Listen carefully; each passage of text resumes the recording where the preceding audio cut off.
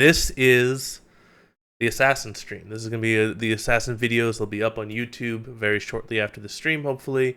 And this is not only how to play Assassins, but also how to play against them. This video is going to focus not only on the beginner aspect of things, how to get introduced into Assassins, but it should also be really useful for the more advanced players. I'm going to be covering things specifically that I didn't know, or things that I think a lot of the League community doesn't know about these champions. We'll be going over every single champion in detail, going over their abilities, all that stuff. We've got information on how they do in pro play, how they do in solo queue. We'll be talking a little bit about their lore for each one of the champions. We'll be talking about their power spikes, what's their common runes and build paths, all of that stuff.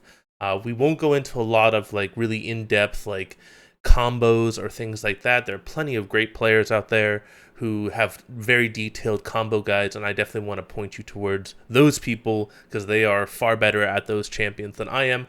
I'm going to focus on things more from an analytical perspective and from a numbers perspective, and also from a details perspective, so you guys can learn the details about these champions that a lot of people don't know. Let's move on to the mobility assassins. So mobility assassins, we got Kassadin, Katarina, Qiyana, and Talon.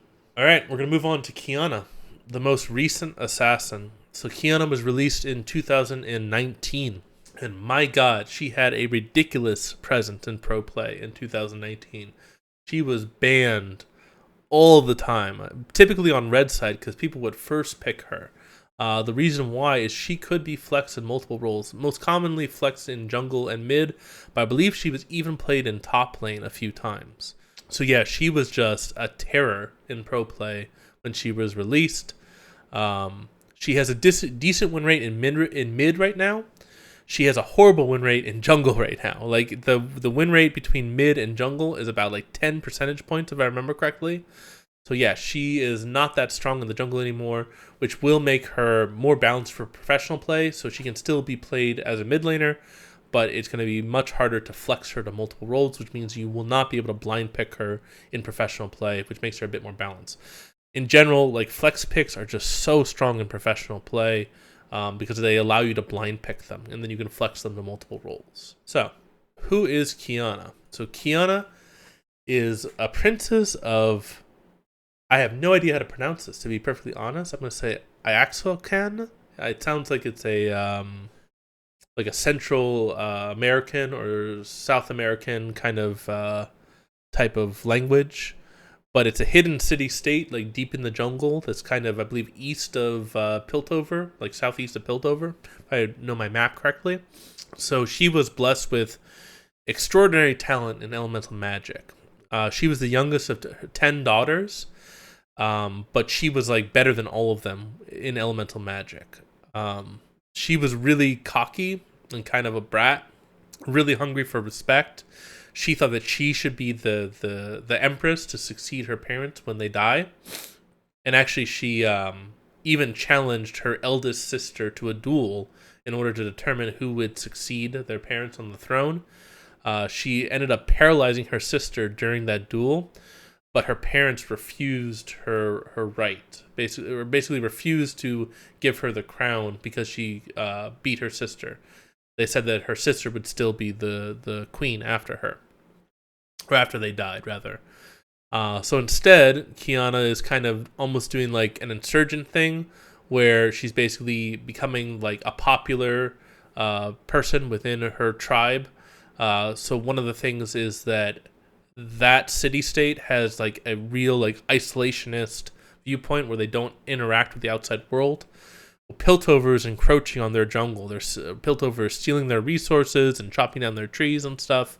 So she went and she killed a bunch of people from Piltover that were miners and loggers and things like that.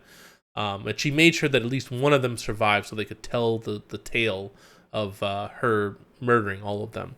Obviously, Piltover is escalating and sending more people to that area with armed guards and everything like that. So you're seeing this increased tension between Qiyana's city-state and Piltover, even though Piltover doesn't know that Qiyana's city-state even exists. So one of the weird things about Qiyana, at least like comparing like lore to like her in game, is she's an elemental magic user, but she scales with AD and she does physical damage.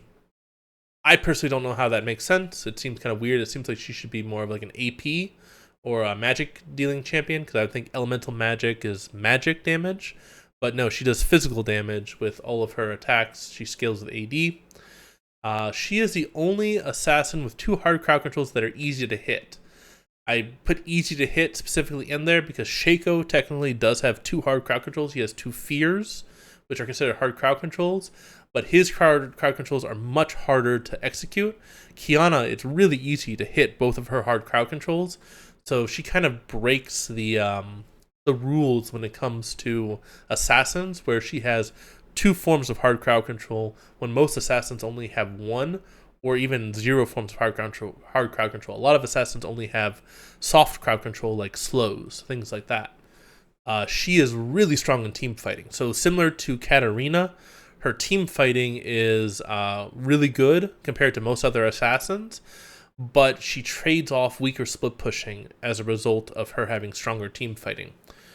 And in general, if you have a Qiyana on your team, she loves fighting in the river. She loves fighting around Drake and Baron. That's really when she's at her strongest, or is around those neutral objectives. So if you have a Qiyana on the enemy team, you have to be really careful about fighting her around Drake or Baron. All right, so Qiyana's passive is called Royal Privilege. So her next attack or ability deals additional physical damage.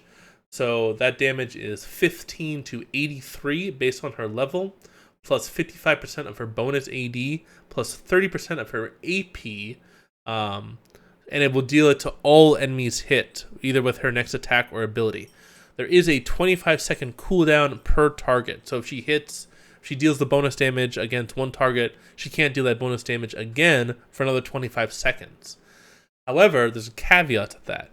The cooldown is reset when she either gathers an element or changes to another element type. And we'll go over how she changes element types with the rest of her kit. So she can gain off multiple uses of her passive as long as she's changing her elements. And that's how she deals a ton of damage with this passive, along with how she can change her elements to reset the cooldowns on her abilities and stuff.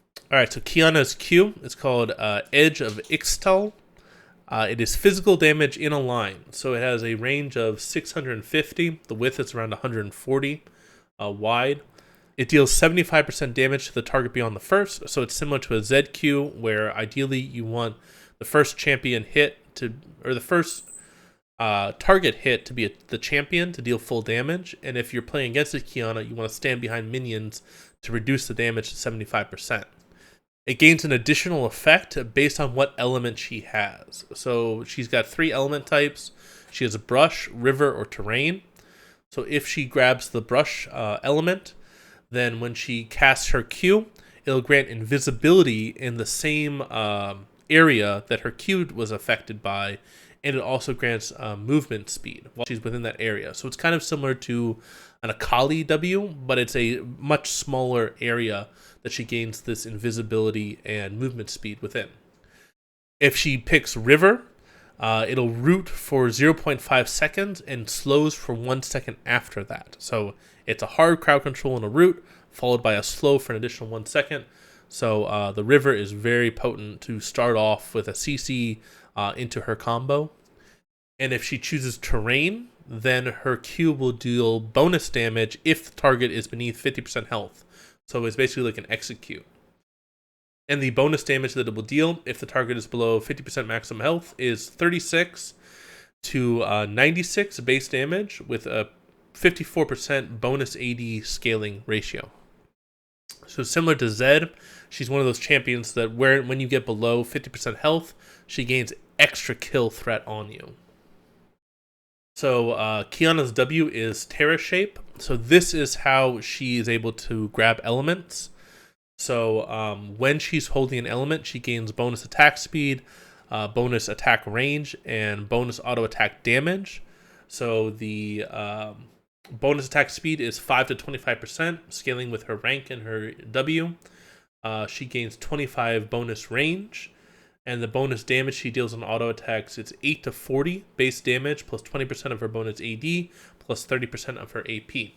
And the bonus movement speed is 5 to 10% bonus movement speed when she's moving towards her held element. So if she picks up terrain, as long as she's moving towards terrain, she gains that bonus movement speed. So that also allows her to roam between lanes faster than most other champions can. That's all the passive portion of that ability. When she activates it, she dashes towards a target location, and she will gather the element that she targeted. So basically, she can like click on a bush, and she'll dash towards that bush, and then she'll have the grass type. Or she can click on somewhere in the river, she'll dash towards that part in the river, and she'll gain the water type. The other big thing is that I believe that she can also reset they reset the cooldown on the Q whenever she gains a new element type. Yeah, that's also part of her Q, is that when she gathers an element, her Q is upgraded to that element type, and the cooldown is reset. So this is how Qiyana can get multiple Qs off rapid fire. So typically what I see is a lot of times she'll grab the river type to gain the root, and then she'll pull the terrain type to finish off the enemy. Alright, Qiyana's E is Audacity. It's a fixed 650 range targeted dash, so it will always go 650 range no matter what. So it can allow you to go past your target and get behind them. It deals physical damage to everyone it passes through, and if her Q is cast during her E, the Q will lock onto the target, so it doesn't even become a skill shot anymore. It becomes a point and click, almost like her E. So a lot of people really hate that portion of her kit. They don't like it that her Q basically becomes a locked on version when she's using her E, because that takes away some of the skill expressiveness from the champion. So I would not be surprised if they potentially remove that from her kit if they want to choose another point how to balance her in the future. Qiyana's ultimate is called Supreme Display of Talent, and it's a really funny. If you ever have been like listening to like League of Legends, and they always like, oh, Qiyana with a Supreme Display of Talent, they're not talking about the player playing Qiyana, they're talking about the name of her ultimate. So I got confused with that a few times. So her ultimate is called Supreme Display of Talent. So what it is it's a wind blast that will knock back all enemies in an AoE. The wind blast will create a shockwave through any river or brush, as well as around the borders of any terrain, and that will deal physical damage and it will stun enemies. So this is how Qiyana can do these massive ultimates around like Drake or Baron that just like stun the entire enemy team and deal this absurd amount of damage.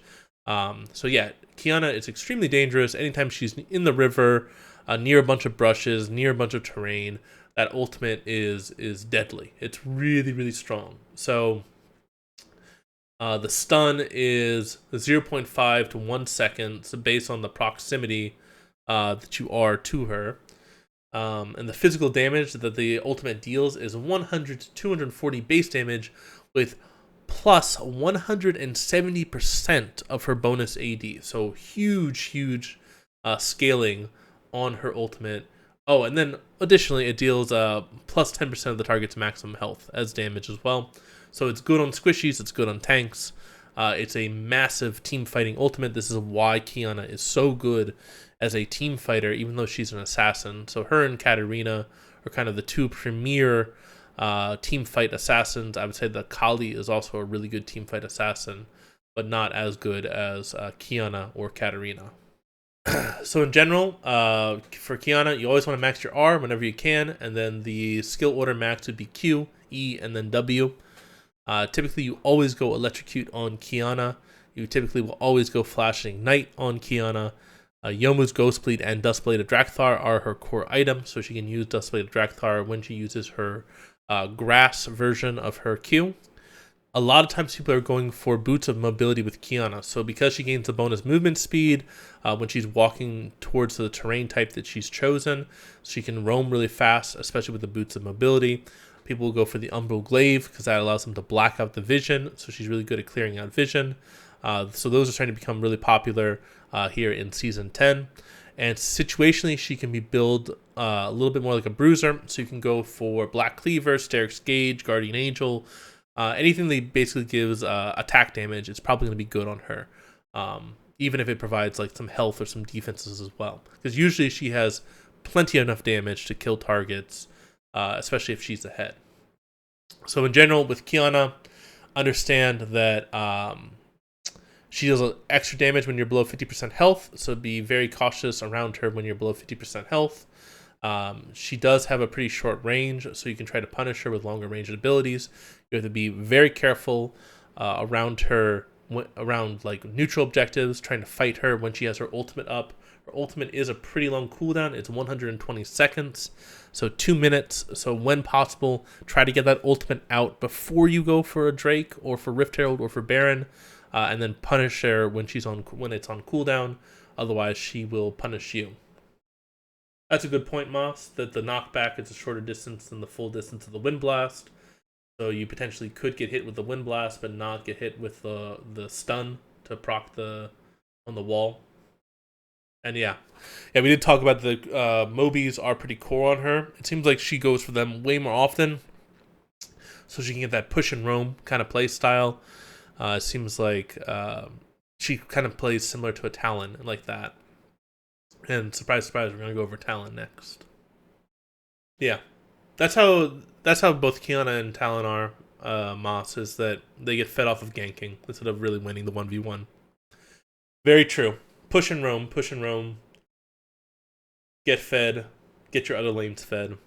That's how you have to win a lot of times with assassins these days. Alright guys, that is the video. I hope you enjoyed it. If you did, please hit that like button. And if you haven't subscribed yet, please subscribe. If you feel like I missed anything essential about Qiyana, please leave a comment below.